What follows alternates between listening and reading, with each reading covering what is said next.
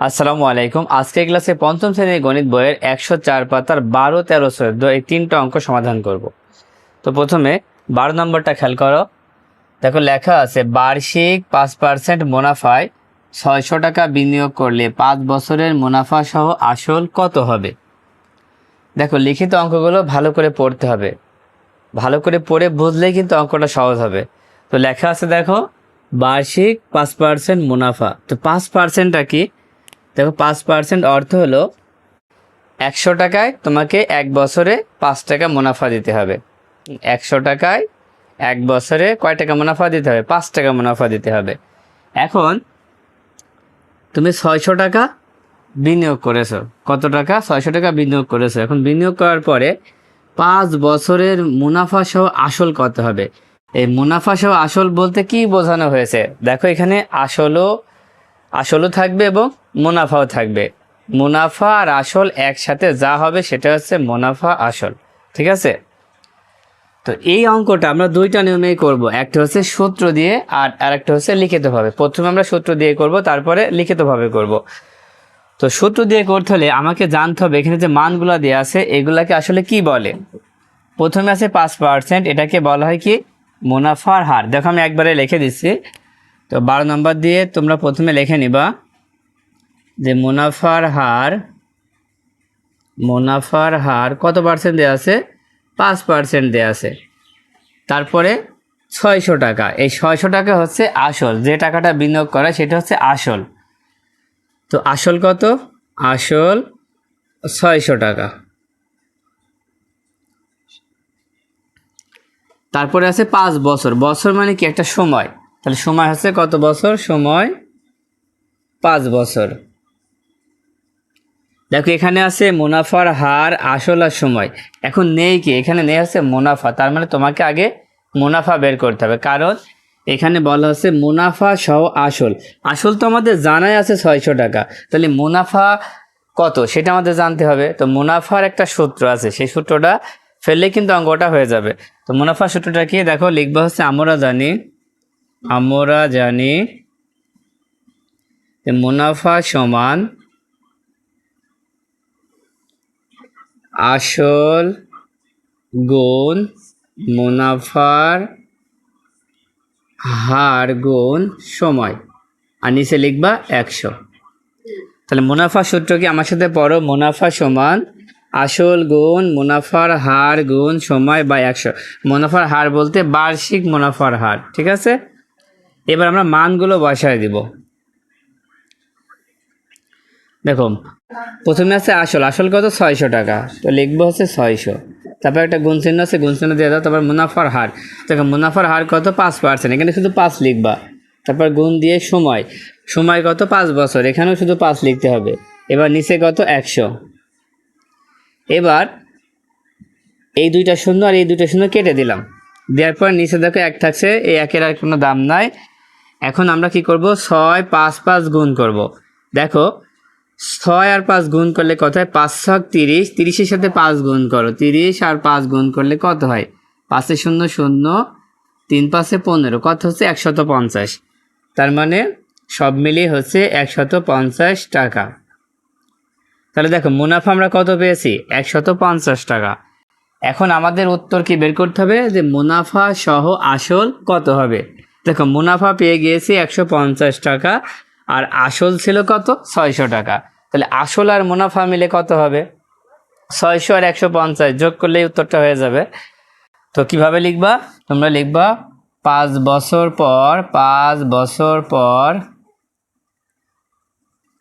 মুনাফা সহ আসল হবে। দেখো এখানে মুনাফা কত আর আসল কত? আসল হচ্ছে ৬০০ টাকা আর মুনাফা হচ্ছে ১৫০ টাকা, এই দুইটা যোগ করে দিতে হবে। তো যোগ করলে কত হবে? দেখো ৬০০ আর ১৫০ যোগ করলে ৭৫০ হবে। কত হবে? ৭৫০ টাকা। দেখো সূত্র দিয়ে করলে কিন্তু অনেকটা সহজ। ঠিক আছে? এখন তোমরা যদি চাও এই অঙ্কটা আমরা লিখিতভাবে করব, তো লিখিতভাবে করলে কিভাবে শুরু করবা? দেখো লিখিতভাবে শুরু করলে যেহেতু এখানে ৫% দেওয়া আছে, এটা দিয়ে আমরা শুরু করব। তো ৫% অর্থ কি? দেখো লিখিতভাবে করতে হলে তোমরা লিখবা 100 টাকায় 1 বছরের মুনাফা 5 টাকা। 5% অর্থ হচ্ছে 100 টাকায় 1 বছরের মুনাফা 5 টাকা। এবার 1 টাকায় 1 বছরের মুনাফা কত হবে? 5/100, 5/100 টাকা। এবার দেখো প্রশ্নে দেওয়া আছে 600 টাকায় 5 বছরের মুনাফা। এবার লিখবো 600 টাকায় 5 বছরের মুনাফা। দেখো 2 একের নিচে কিন্তু লেখা হয়েছে, সেই জন্য দুইটাই কী হবে? গুণ হবে। একের নিচে কোনো সংখ্যা লিখলে গুণ হয় আমরা জানি, এই জন্য দুইটাই গুণ হবে। গুণ হলে উপরের সংখ্যার সাথে গুণ হবে। দেখো উপরে আছে 5, আগে 5 লিখে নাও, তারপর গুণ, তারপর লেখো 600, তারপর লেখো আবার 5, এবার নিচে লেখো 100। ঠিক আগের মতো আমরা এই দুইটা শূন্য কেটে দিলাম। দেওয়ার পরে 5 6 আর 5 গুণ করলে কত হয়েছিল মনে আছে? 150 হয়েছিল, 150 টাকা। তাহলে মুনাফা আমাদের কত হলো? 150 টাকা। এবার আমাদের মুনাফা সহ আসল পরিশোধ করতে হবে। ঠিক আগের মতো লিখব যে 5 বছর পর মুনাফা সহ আসল হবে। দেখো আসল ছিল 600 টাকা আর মুনাফা ছিল 150 টাকা। তো দুইটা মিলে আমাদের কত হবে? দেখো দুইটা মিলে হবে 750 টাকা। এই 750 টাকাই হচ্ছে উত্তর। আশা করি তোমরা বুঝতে পেরেছ। এবার 13 নম্বর অঙ্কটা খেয়াল করো। একটি জুতার দোকানে 26% ছাড়ে জুতা বিক্রির ঘোষণা দেওয়া হলো। মনোরঞ্জন 2 জোড়া জুতা 2590 ও 3108 টাকায় ক্রয় করলো।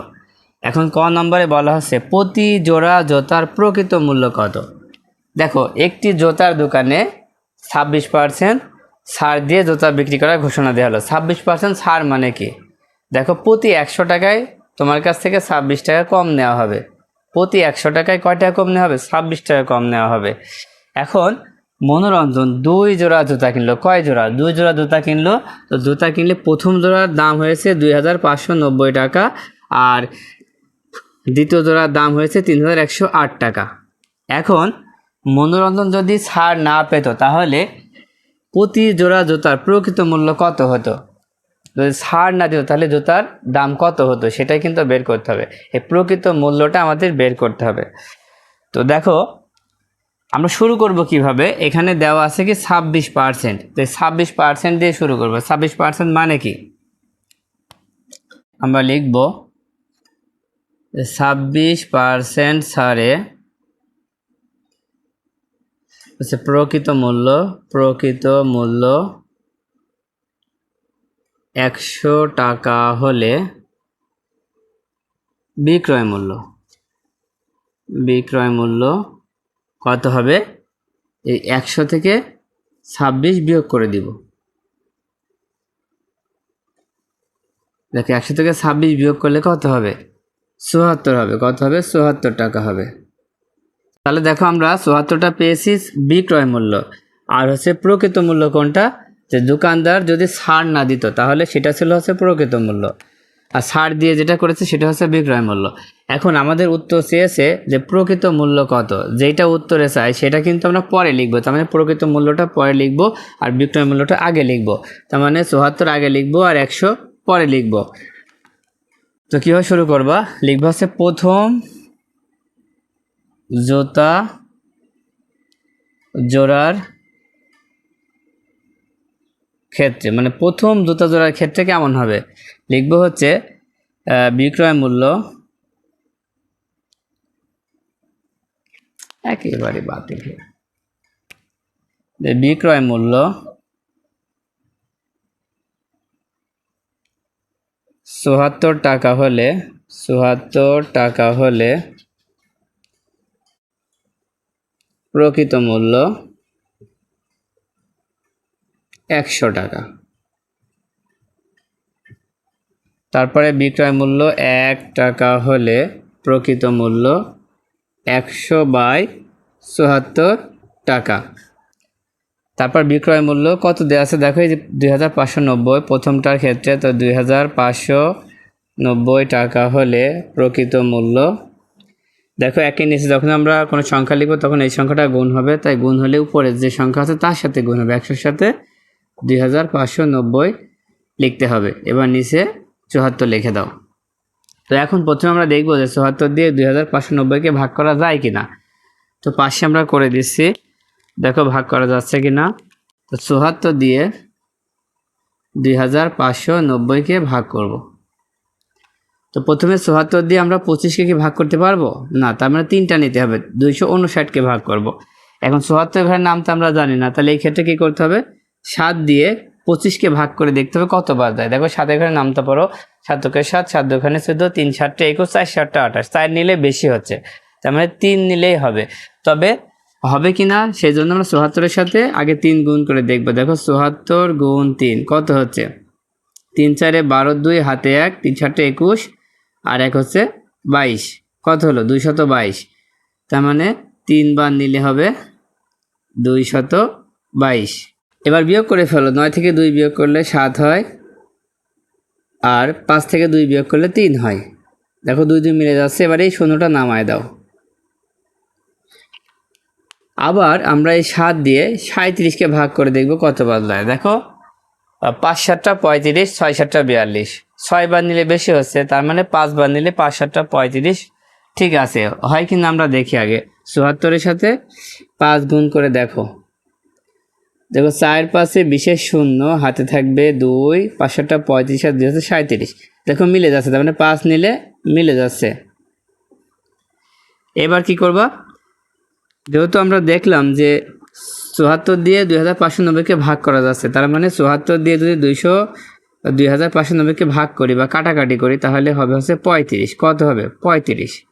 এবার 100 আর 35 গুণ করো, 35 আর 1 গুণ করলে 35 অক্ষে 35, আর এই 2টা শূন্য এখানে লিখে দাও, তার মানে 3500 টাকা হচ্ছে। দেখো বিক্রয় মূল্য 2590 টাকা হলে প্রকৃত মূল্য ছিল 3500 টাকা। কত ছিল 3500 টাকা। আবার দেখো এবার আমরা এই দ্বিতীয় জুতা জোড়ার ক্ষেত্রে হিসাব করব, লিখব হচ্ছে দ্বিতীয় জুতা জোড়ার ক্ষেত্রে ঠিক একই লেখা লিখব যে বিক্রয় মূল্য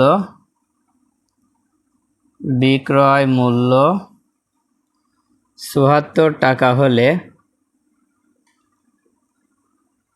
প্রকৃত মূল্য কত হবে 100 টাকা। সেম একইভাবে, কারণ দুইটায় 26% ছাড় দেওয়া হয়েছে, এই জন্য এই লেখাটা লিখতে হবে। তারপরে বিক্রয় মূল্য 1 টাকা হলে প্রকৃত মূল্য 100/৭৪।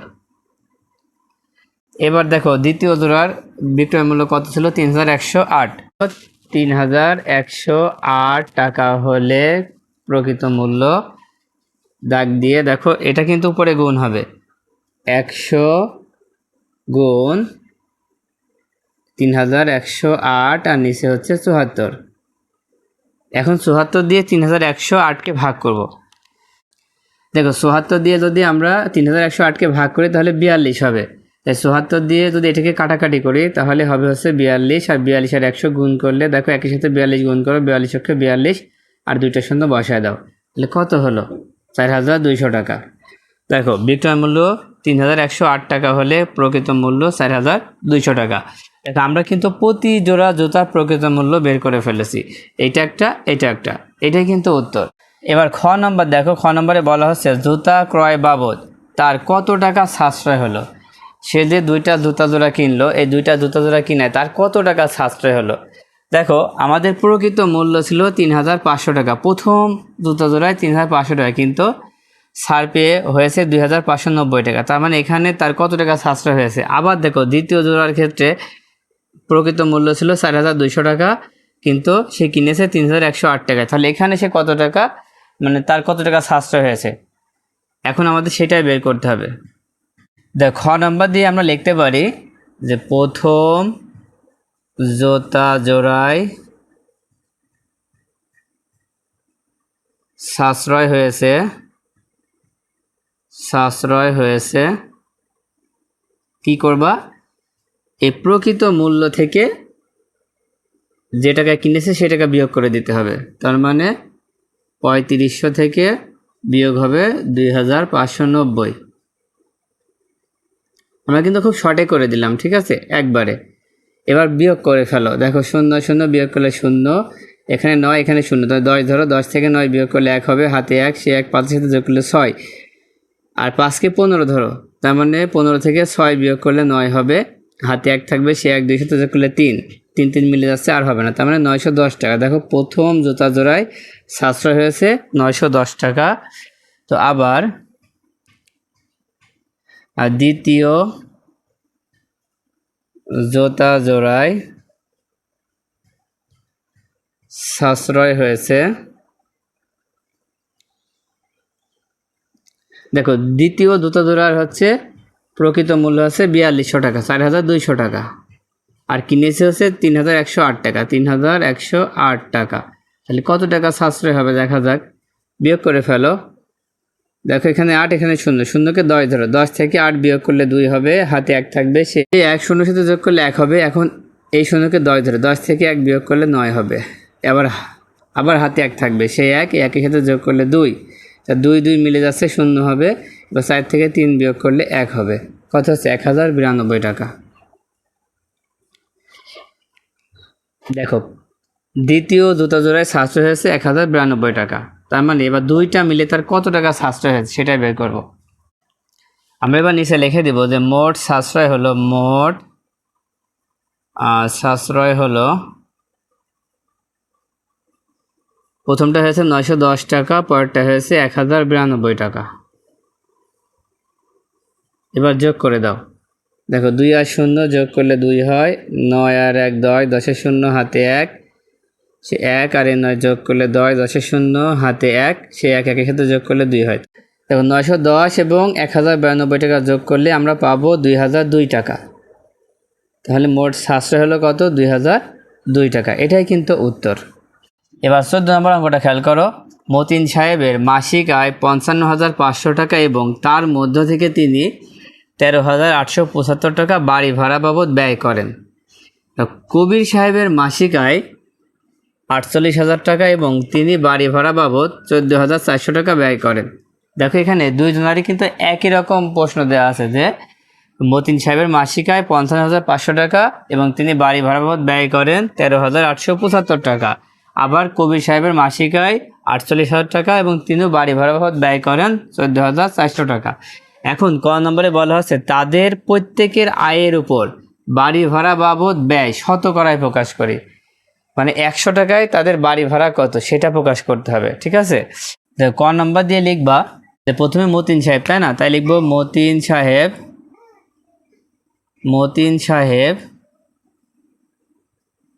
50,500 টাকার মধ্যে বাড়ি ভাড়া দেয় কত টাকা, 13,875 টাকা। তারপরে আমরা লিখব মতিন সাহেব 1 টাকার মধ্যে বাড়ি ভাড়া দেয় 1,375 আর নিচে হবে 55,500। এবার আমাদের বের করতে হবে শতকরা, যেহেতু শতকরা বলতে মানে 100। এবার এখানে লিখবো 100 টাকার মধ্যে বাড়ি ভাড়া দেয়, 100 কোথায় হবে, 100 হবে উপরে, তার মানে 13,875 গুণ 100 আর নিচে হচ্ছে 55,500।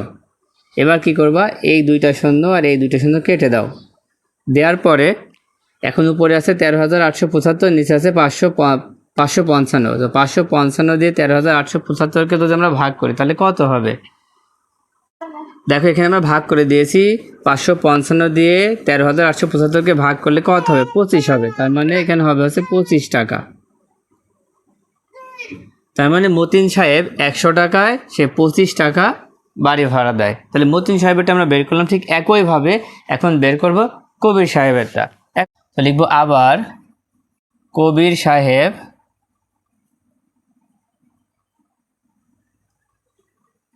কত টাকা দেখো 48,000 টাকা। 48,000 টাকায় 48,000 টাকার মধ্যে বাড়ি ভাড়া দেয় কত টাকা দেখো 14,400 টাকা। 14,400 টাকা। তারপর লিখব কবির সাহেব 1 টাকার মধ্যে বাড়ি ভাড়া দেয়, তো 14,400 লিখবো উপরে, আর এটা লিখবো হচ্ছে নিচে। আমরা তো জানি কিভাবে হয়, তাই না? আমরা অনেকবার এই কথাটা বলেছি যে কোনো সংখ্যা নিচে 1 লিখলে সেই সংখ্যাটা ভাগ হয়, তার মানে 48 কীভাবে ভাগ হবে। তারপরে 100 লিখবো, যেহেতু শতকরা বলা হয়েছে। 100 টাকার মধ্যে বাড়ি ভাড়া দেয়, তাহলে এই 100টা আমরা উপরে লিখবো। তো 14,400 গুণ 100, আর নিচে হবে 48,000। এখন আমরা এই দুইটা শূন্য কেটে দিলাম, তারপর এই শূন্যটা আর এই শূন্যটা কেটে দিলাম। এবার 48 দিয়ে 1440কে ভাগ করতে হবে। দেখো 48 দিয়ে 1440কে ভাগ করলে কত হবে? আমরা এখানে ভাগ করে দিয়েছি, কত হয়েছে? 30 হয়েছে। তাহলে ভাগ করলে কত হবে? 30 হবে। তো 48 দিয়ে 1440কে ভাগ করলে কত হবে? 30 হবে। তার মানে 30 টাকা। তোমরা একটা কাজ করতে পারো, এটা দিয়ে এটাকে কেটে দিবে হবে, কেটে দিয়ে লিখে দিবা 30। আমি উপরটা একইভাবে এটা দিয়ে এটা যখন কেটে দিবা তখন হবে হচ্ছে 25। হ্যাঁ, এটা কাটা হয়নি, তুমি কেটে দিবা। আচ্ছা, এবার খ নাম্বারটা খেয়াল করো। খ নাম্বারে লেখা আছে 2 জনের মধ্যে কে বাড়ি ভাড়া বাবদ শতকরা হারে বেশি টাকা ব্যয় করেন। তো শতকরা মানে কি? 100 টাকায় কে বেশি টাকা বাড়ি ভাড়া দেন। দেখো প্রথমে ছিল হচ্ছে মতিন সাহেব 100 টাকার মধ্যে বাড়ি ভাড়া দেয় 25 টাকা, আর কবির সাহেব 100 টাকার মধ্যে বাড়ি ভাড়া দেয় 30 টাকা। তাহলে কে বেশি বাড়ি ভাড়া দিচ্ছে? দেখো কবির সাহেব বেশি বাড়ি ভাড়া দিচ্ছে, তাই লিখবো মতিন সাহেব শতকরা বাড়ি ভাড়া দেয় 25 টাকা, এবং কবির সাহেব শতকরা বাড়ি ভাড়া দেয় 30 টাকা। এখন তোমরাই বলো কে বেশি বাড়ি ভাড়া দিচ্ছে? কবির সাহেব বেশি বাড়ি ভাড়া দিচ্ছে, তাই আমরা লিখব অতএব কবির সাহেব